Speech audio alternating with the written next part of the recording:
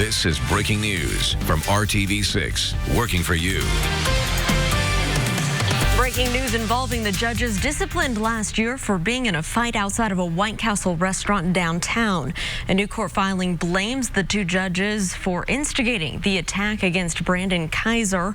Call 6 Chief Investigator Rafael Sanchez was the first to obtain the new court filing. He joins us from the live desk with what we know so far. Rafael. Lauren, good afternoon. Here at the live desk, Brandon Kaiser claiming that he was attacked by two of the three judges. Kaiser is hoping his self-defense claim will reduce the criminal counts against him, ranging from battery by means of a deadly weapon to carrying a handgun without a license. His trial is set for March the 16th here in Indianapolis. Here is the latest news at this hour. In the latest court filing, Kaiser says that Clark County judges Andrew Adams and Bradley Jacobs choked and beat him while he was trying to enter that White Castle back on May the 1st of last year. Adams and Jacobs, as you may recall, were shot and seriously injured. The documents also cite that the judges' military training possibly they had a physical advantage against Kaiser. The filing also claims that Judge Sabrina Bell, who was with the two male judges, did attempt to get Jacobs off of Kaiser. Now, this incident all dates back to May the 1st, when the judges were attending a judicial conference right here in the Circle City. The judges are all back on the bench after being suspended. Judges Jacobs and Bell served a 30-day suspension last year, and Judge Adams served a 60-day suspension. I did reach out to Kaiser's lawyer, Mario Masalmati, about an hour ago. I have not received a return call requesting a comment on this breaking and developing story. As soon as we get that, we'll bring you the very latest coming up today on the news at 5. That is the latest from the live desk. Rafael Sanchez, now back to you. Rafael, thank you so much. Here's a live look outside right now on this dreary Tuesday. Our Weather Now camera here on top of the IMS Pagoda, usually looking back towards the city skyline. You can't see much, Todd, and that's likely due to those clouds we have out there right now. Yeah, low clouds, a lot of rain, a lot of wind here. Has not been a very pleasant morning across the area, and this afternoon, honestly, not going to be too much better. The heaviest band of rain has shifted to the north of Indianapolis here from Noblesville to Tipton to Alexandria over to Anderson, picking up a little snow on radar now in Storm Team 6 radar. This is not part of the snow that we are anticipating later on this afternoon. A lot of times what can happen is if you get some very intense precipitation, it can cool the surrounding air around it, hence why we're getting a little snow return up there in portions of Grant County. Temperatures are still above freezing, so should not cause any issues. About to get a little bit of a break here in Indianapolis from the precipitation as that pushes to the north, but we're still going to have this very damp feel throughout the course of the day, and that's really not going to change as we work our way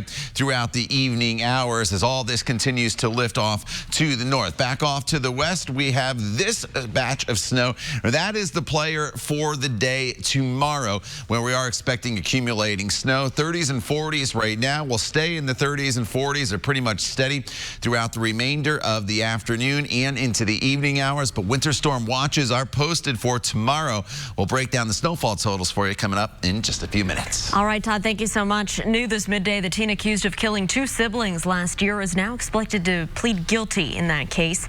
15-year-old Demetrius Sanders was scheduled to be in court today, but a change of plea hearing in his case is now scheduled for March 11th. Sanders was charged as an adult with killing 15-year-old Ashlyn Nelson and her brother, 16-year-old Nicholas Nelson. Court documents show that Sanders told detectives that the shooting was an accident. He says that he was in Ashlyn's bedroom when Nicholas came in with a gun. The boys started fighting, and Sanders says that's when the gun went off. Sanders says the fight went outside where someone pulled his hoodie over his head and he got scared, so he shot Ashlyn in the head and then shot Nicholas again. The mayor and much of the city-county council are not happy with some state lawmakers. That's because a law designed to protect people who rent their homes could soon be overruled by the state legislature. The city has been working on an ordinance for weeks aimed at protecting people who rent their homes from being victims of unethical landlords. But just before a council vote, an amendment was added to a state Senate bill that would essentially bar the city from taking that action. I don't think this is an issue of getting tenants their rights and a notice of their rights. I think this is more so a worry of now we're fining landlords for a potential delinquent or destructive tenant that is not paying the rent or tearing up the property. Indiana is one of 8 states that doesn't have a retaliation protection for tenants. I know a tenant who's staying in the shelter right now, and she was evicted after having a verbal agreement with her landlord to keep her mother-in-law there. When she called the health department because her son burned himself on the broken covers on the electric baseboard heaters, they evicted her. We have much more on the tenant rights fight right now at theindychannel.com. Hiring Hoosiers is our campaign to connect you to jobs. It's also our goal to make sure that you don't fall for scams. One of the biggest one involves fake checks connected to work-at-home jobs. A new report out from the Federal Trade Commission shows this type of scam cost people more than $28 million nationwide.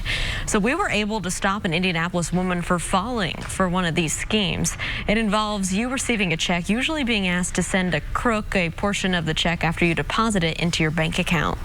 People that's hurting and need income and looking for jobs, and for someone to throw this at them, is really messed up. Thomas was luckier than thousands who've lost an average of $2,000 on these fake check scams. Tonight, Bernie Sanders will try to maintain his front-runner status while the other Democratic candidates for president will try and make inroads on the latest debate. It will be held in South Carolina as the state's primary set for this Saturday. Former South Bend Mayor Pete Buttigieg has especially been aggressive in going after Sanders since Buttigieg finished third in last weekend's Nevada caucuses. He says the Democratic nominee should not be polarizing. But I also believe that the way we will build the movement to defeat Donald Trump is to call people into our tent, not to call them names online. Buttigieg has been polling fourth in South Carolina recently behind Joe Biden, Sanders, and Tom Steyer. The former mayor continues to struggle to draw support of African-American voters who make up 60% of the Democratic primary electorate in that state. The coronavirus continues to spread. Now the Trump administration is facing some criticism for what some call a slow rollout of measures to fight the outbreak. This as financial markets around the world continue to fall from that virus. Todd. And Lauren, we're dealing with just rain showers across central Indiana, but snow is on the way for tomorrow. Your Wednesday headlines brings falling temperatures, wind gusts up to 25 miles per hour, and then accumulating snow. We'll have the timeline and how much you can see in your neighborhood coming up in your Storm Team 6 forecast. The time is 12:07. You're watching the news at noon right here on RTV6.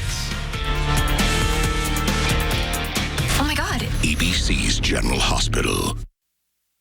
Welcome back. The global fight against the coronavirus continues, and it continues to rock financial markets today.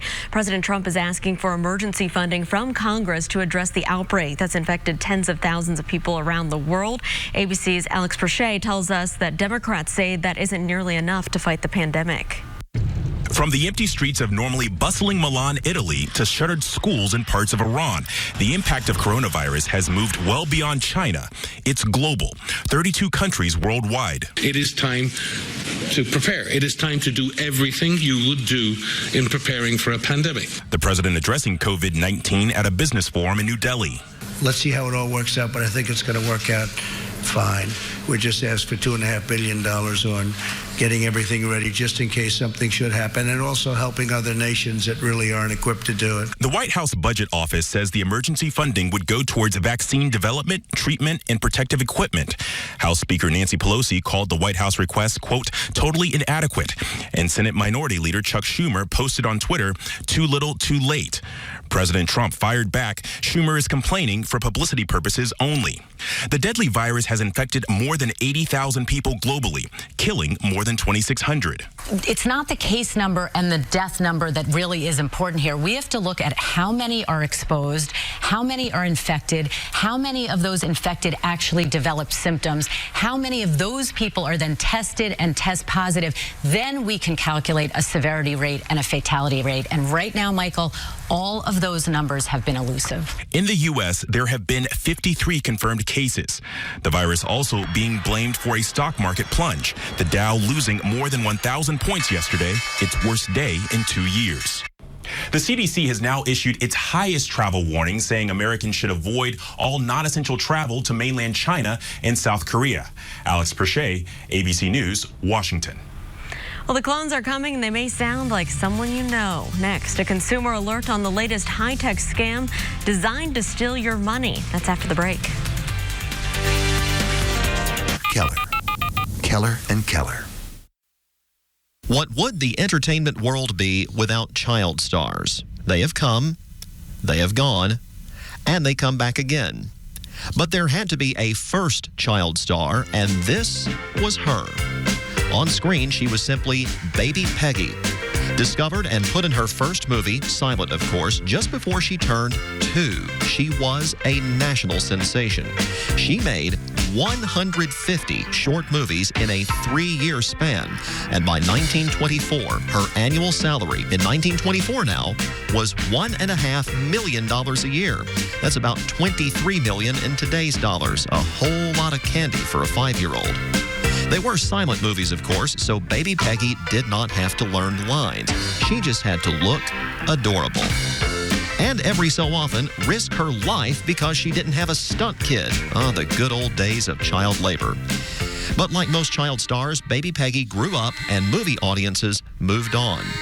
Also, like most child stars, Baby Peggy's parents blew the money she made, and they ended up broke after the stock market crash of 1929.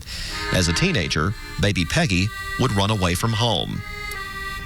Fast forward to this century, movie buffs tracked down this woman, Diana Sarah Carey. Once upon a time, she was Baby Peggy.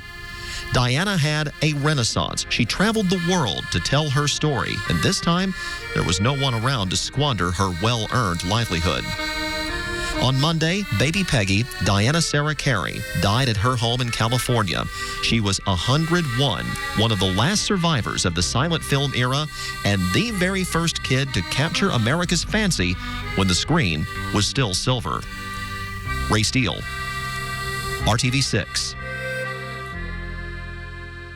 Time now for an RTV6 Consumer Alert. Joining me in studio today is Tim Maniscalco with the Better Business Bureau. Tim, today we're talking about kind of the next big scam. This is fake voicemails, and you say this has to do with voice cloning. Right. You know, we've all heard of cloning, but now we have voice cloning. And what this is there's technology out there now where they will take a sample of your voice, a sample of something you've said, and they can copy that just nearly exactly, so it sounds very much like you. And the technology really is not that expensive. You can do it, really, anybody could do this. So what they're doing is they're taking this and then using it primarily in businesses where they're trying to get someone who has the authority to write checks, transfer money, those types of things, to get money placed into an account or write a check to somebody.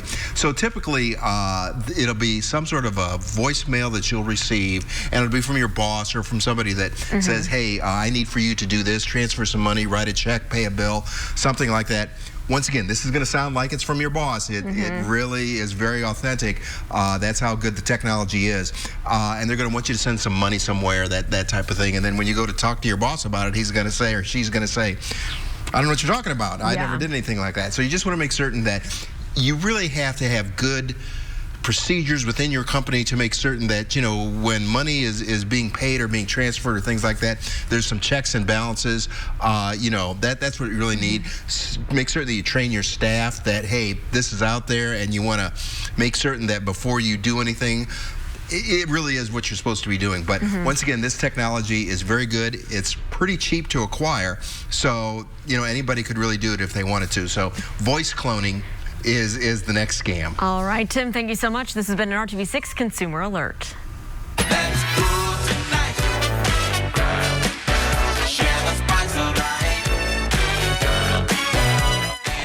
Well, the Groove will be at Ruoff Music Center this summer. 2 powerhouses whose careers stretch back decades will be at Ruoff on Friday, July 10th. Earth, Wind & Fire will be joined by the legendary Carlos Santana. This will be the first time the 2 Grammy-winning legends will share the stage in the U.S. Tickets go on sale to the public this Friday at 10 a.m.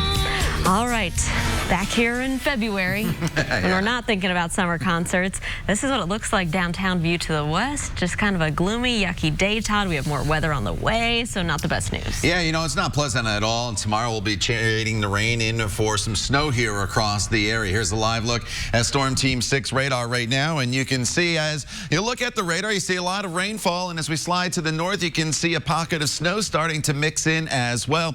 We're not going to see any accumulation here with this snow, but a lot lot of times when you can get some heavy precipitation, it can kind of flip the rain to some snowflakes, but temperatures are still above freezing. So don't be shocked if you're in Grant County watching at this noon hour and you're seeing a few flakes. Otherwise, some good rain in Tipton as well as Noblesville as well as Anderson. Down to the south, some light rain from Greencastle to Brownsburg over to Indianapolis, some moderate rainfall over in Rockville, and then down to the south, we've tapered things off to just some spotty showers and a little bit of patchy drizzle that's taking place. And this wave of precipitation will move to the north. This is the storm system, though, for tomorrow that is going to bring us the potential for the accumulating snow. This evening, the scattered showers continue, and then you notice the changeover as we work our way into the overnight hours from the rain to the snow as that colder air starts to make its way into the area. And because of that, the National Weather Service has issued a winter storm watch from all the counties north of Indianapolis throughout the day tomorrow. However, the National Weather Service probably with the next update by mid-afternoon, so make sure you join Kevin this evening. We'll transition this winter storm watch over to winter weather advisories, which are posted already in Illinois. It does not include Indianapolis currently, as Indianapolis is kind of going to be on the border of the more significant snow to just more of the nuisance snow, as I like to call it, when we just deal with a couple inches. Heading into tomorrow morning's commute, as the snow starts to fall, we'll have to keep an eye, especially in northern locations, of some accumulation for the morning drive. But a lot of this, I think, is going to start to take place during the second half of the day. And you notice it's still mixing down to the south. And then once we get into tomorrow evening, we're going to start to see the snow taper off. Here's what I'm expecting as far as accumulations go. 3 to 5 inches to the north. And when you look at this map, as I always tell you, when you see the bigger numbers, that is generally to the north. So the 5, maybe 6 inch totals are going to be up towards Peru, maybe Logansport, and then you taper it closer to 3 inches as you work your way towards the metro area. 1 to 3 in and around the metro area and along I-70 east to west across the entire state. Then from Bloomington to Greensburg to the south, we're looking at less than 1 inch. The other thing you have to keep in mind is the winds are really going to start to pick up tomorrow, gusting to about 25 to 30 miles per hour. So it's not going to be a very pleasant day. Travel will be rough with the wind and the snow. These are specific computer models that we look at for the city of Indianapolis, and you see everybody's kind of in that 1 to 3 inch range. And again, those higher totals will be to the north. But join Kevin tonight and Alyssa and I starting tomorrow morning at 4:30, and we'll guide you through this storm system as it makes its way through the area. Once we get past tomorrow, though, Lauren, we are looking at just quiet conditions, plenty of sunshine heading our way, but much colder temperatures, highs only right around freezing. All right, Todd, thank you so much. Well, when we come back here, it is time for our pet of the week. I want you to meet Diana Diamond. This sweet girl here has overcome a lot in her short little life, but she's ready for a nice family to love her and take her home. So Todd will learn a little bit more about Diana coming up after the break. Stick around. Hiring Hoosiers only on RTV6. All right, Colleen from the Inhumane is with us with our pet of the week. And today, Colleen, we have Diana Diamond, which is, I think, an awesome name. And she's had a little bit of a rough start to her life, so we're looking to get her forever home here where she's going to get a lot of love and attention. Yes, so she's 2 years old, and unfortunately, she was actually shot in her face. And it looks like she might have been thrown out of the car as well, but a Good Samaritan found her and brought her to us. And she's healed really well. She's been with us for about 3.5 weeks, and she's ready to go home. And you said she's a very social dog. She likes and gets along with all the other dogs at the Humane Society. You could never tell by looking at this face that she went through that rough start. And you think so she'd probably get along with other homes or homes that have other pets and so forth. Yeah, she doesn't seem to care about cats at all, so that wouldn't be a big deterrent either. All right, and so she's been pretty quiet and just kind of taking in the scenes here at RTV6. Oh, yeah. And so she'll be ready for adoption when you get back. Yep, 1 p.m. All right, and her adoption fee is $175. Not the best day to take the dog out for the walk with the saga conditions. We'll continue to deal with rain showers off and on here this afternoon, but it's tomorrow that we'll start to run the risk of seeing some snow across the area. In fact, we will see some snow. Winter storm watches are posted. This will be broken down by the National Weather Service later on this afternoon. This is the snow potential throughout the day tomorrow. Not today, but we'll see some snow already by tomorrow morning's commute, about 1 to 3 inches in the city, a little more to the north. All right, Todd, thanks so much. We'll keep our eyes on the skies and on your forecast. Thanks for joining us, making RTV6 your choice for news. We hope you have a great afternoon.